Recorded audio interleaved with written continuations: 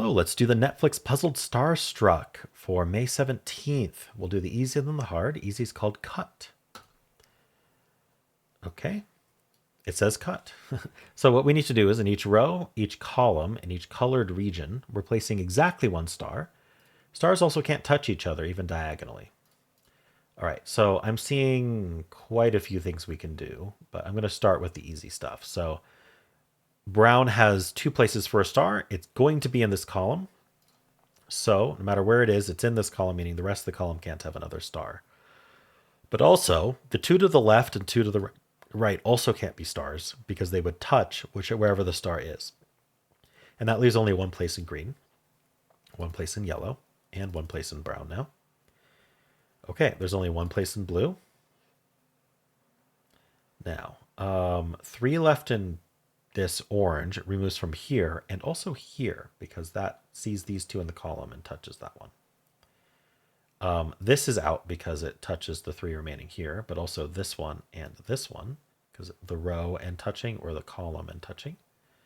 Leaving just two for orange, that eliminates the rest of the column. One for gray, which gives us the orange, which gives us the red, which gives us the indigo. All right. I think that was a good easy, and a nice balance of difficulty for the easy. All right, let's do the hard. Spitting cobra. All right. Where's our cobra? Is that, oh, it does kind of look like a spitting cobra. I would have made this the green region, but maybe they don't have control over that. All right, first thing I'm seeing is this bottom row only places in purple. So the rest of purple can't have another star in it. We've got the gray and the green lining up, so we can get rid of the rest of these columns. And this we can get rid of because it sees all of gray. All right, what else do we have? Sorry. This is out, this is out, this is out because of this formation. These are out because of that formation. All right.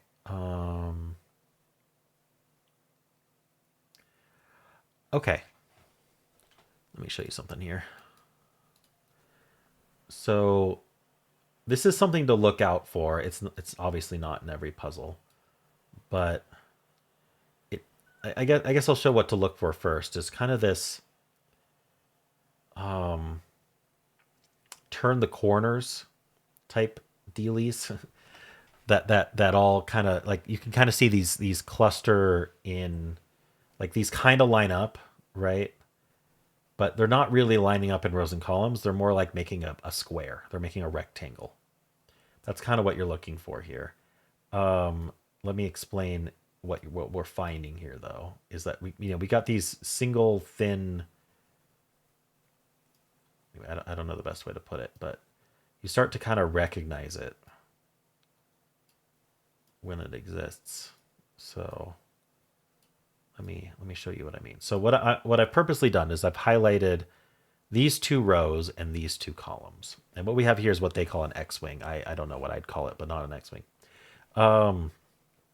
So here's the point is in two rows and two columns, we are going to have 2 to 4 stars, up to 4, no more than 4, right? Because at most we have one per for the two for the two columns and two for the two rows. One per row, one per column. But if we were to put a star, say here, where they intersect, I actually that uses up both that row and column, and so now our max is 3, like here and here or something. Or I could have even fewer, and I could put another one here, and now I'd only have 2. So if we place it in the intersection, we get fewer than 4, but 4 is our max. Now, the other thing to notice is that the orange, green, gray, and blue regions here are completely covered by our rows and columns, right?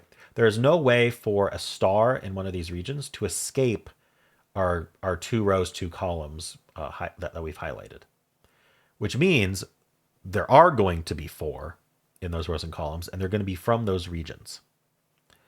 So because they're from those regions, if there were not those regions in any of these rows and columns, we cannot be a star because we would be an extra 5th star for those rows and columns. So we can X out anything that isn't, so in this row, this column, and this column, anything that isn't the orange, green, gray, or blue.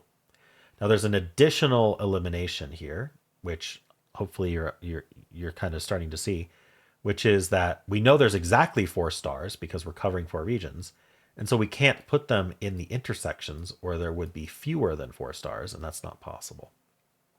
So I believe I did all the eliminations there. So we eliminate the where they intersect as well. And so that gives us the red star. Blue is one of these two. So this sees the column and touches it. This sees the row and touches it. Interestingly, this one here sees this indigo and what's left in this column for the indigo. So that's out. I'm sure that's important. Let's see. Is there, like, what did I eliminate? I eliminated a bunch of stuff here. This column, this column. It's mostly the rows that got a bunch of eliminations. And these center marks here. The centers of the intersections. Okay, what? I got this star. What am I not seeing here? I'm trying to scan the rows and columns here. We know one of these is in. Huh.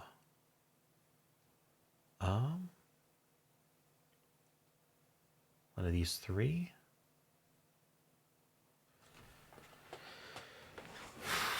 Okay. Apparently there's more to find here. I thought that would just make quick work of the puzzle. Is there more lined up now? Ooh, brown actually. Yeah. We have a little bit of lineups here. So I'm just going to highlight this. The top 3 rows here. 3 stars.